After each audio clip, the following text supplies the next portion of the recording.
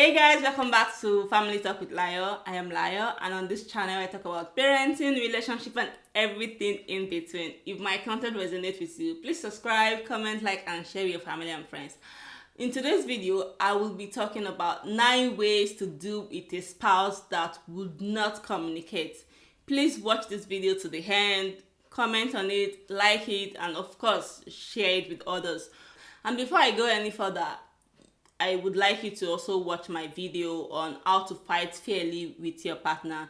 If you're interested in it, you can just click on the link above, or you could check it out in the description of this video afterwards. So today, like I said, 9 ways to deal with a spouse that would not communicate. We all have, our partners, our spouses. Some of them are very, very reserved to the extent that they won't even talk. Even when they are upset, they won't say anything. So you're just left with trying to figure out how to make things work or how to make things balance, and it can be frustrating for some of us. Like if you're like me, that is the talkative, chatty person, and you're with a partner that hardly talks. Oh god, I know how frustrating that can be. So I'd like to share with you some of these tips that you can use when trying to discuss with your partner, especially if you have something serious you need to talk about with them.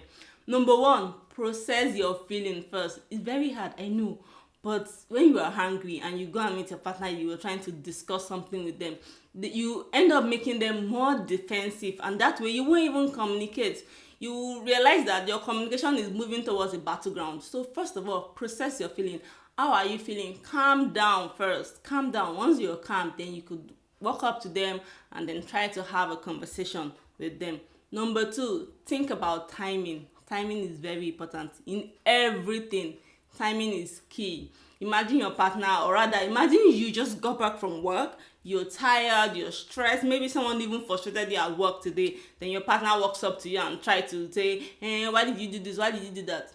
Excuse me. You will get defensive. You will even get more upset because you'll be like, see, I have a bad day already, why are you making it more worse for me? So yeah, think about timing. Know if your partner is in the right mood, in the right frame of mind before you introduce any discussion or any conversation with them. That brings us to number 3. Start with I statements.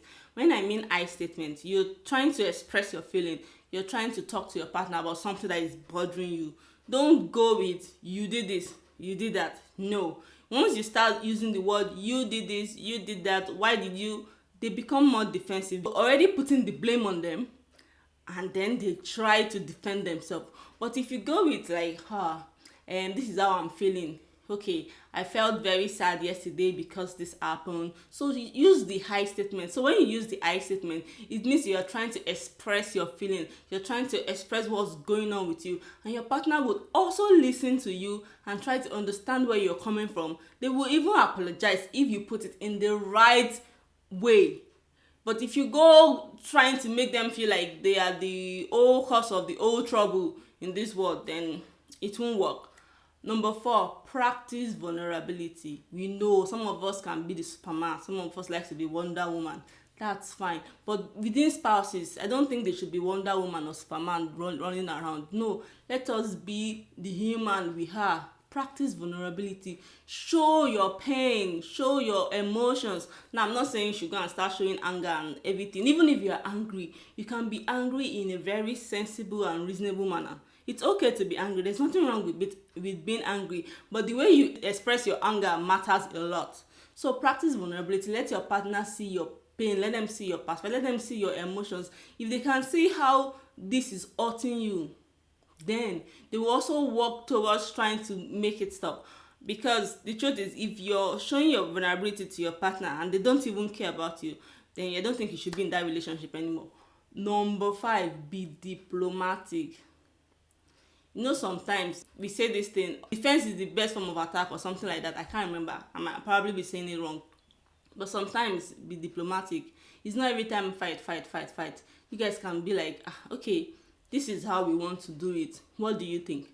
Let the other person feel that, okay, I can participate in this conversation. I'm not the only one my partner is not the only one making the decision. Even if I can't communicate, but this person also understands my reservation and what I'm going through, and they are willing to let me play my own part. So be diplomatic, listen to their own opinion. Even if you are not okay with their perspective, you should listen. Then you guys can work out a compromise. And of course, everything ends well. Number 6, communicate and listen. It's understandable. Someone like me, I'm the chatty type. Sometimes I find it difficult to listen to others because I like to talk, I talk a lot, but then I am practicing listening too. So when I'm talking with my partner, I don't try to take over the whole conversation. I also let them say something. I talk, I pause, and I listen to whatever it is they're saying. And I mean listen though, not that you're talking and the other person is pressing phone and they're just quiet. They're not listening to you. They're just doing their own thing and you're just talking. So both of you should communicate, both of you should listen. It's very important. Number 7, focus on solution. You know what the problem is. I think most of us we're on this table. We like yapping and yapping on the complaint and on the problem, but we don't focus on the solution. Okay, we know this is what is happening. This is what has happened.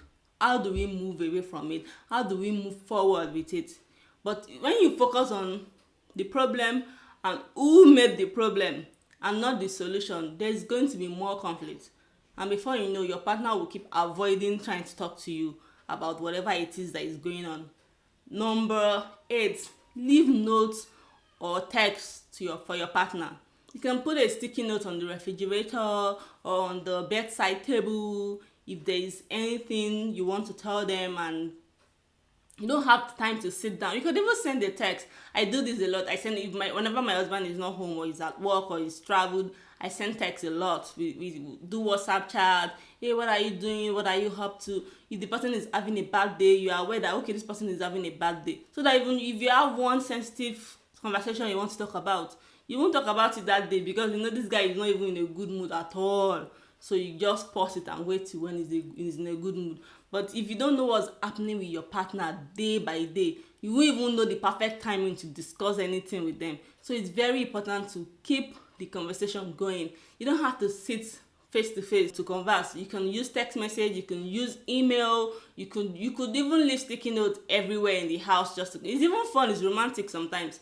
And the last but not the least, check in regularly. Like I said earlier, text message, WhatsApp, sticky note, those are ways you can check in with your partner regularly. You know the funniest thing, if your partner keeps sending you message about like every now and then, the day they don't do it, you will notice. You'll be like, I didn't get anything from this guy today, or my boy didn't send me any message. Is there anything happening? I read a story recently on Instagram. This guy sends flower to his wife's office every day. Like from the very first day they met, he sends flower to her office like every day. Then they had to move house, and because of the old stress, he forgot to send a flower to her that very day. Then the following Monday, he sent a flower and a note apologizing for forgetting to send. You know how the lady would have felt? You'll have felt like, oh my God, I'm like the luckiest lady on earth. It doesn't mean they don't have their issues. It doesn't, but because they understand what's important in relationship, they understand communication. Communication in marriage is not just sitting down and talking with each other. It's a whole lot of other things coming together to communicate. Not all of us will have the chatty type of partner. In fact, I think if I marry someone that is chatty like me, probably would have killed ourselves a long time ago. We talk. So sometimes some of us like the partners that are reserved, but that doesn't mean we don't communicate. So yeah, I've come to the end of today's video. Thank you for sticking with me up to now. Please don't forget to comment, don't forget to like, don't forget to subscribe, don't forget to share with your friends and your family. And if you are yet to see my video on how to fight fairly with your partner, you can click right here to watch that video, and of course you share with your friends and family. So thank you, and thank you for subscribing, my new subscribers, my old subscribers. Thank you so much. I love you guys. Stay safe and stay healthy.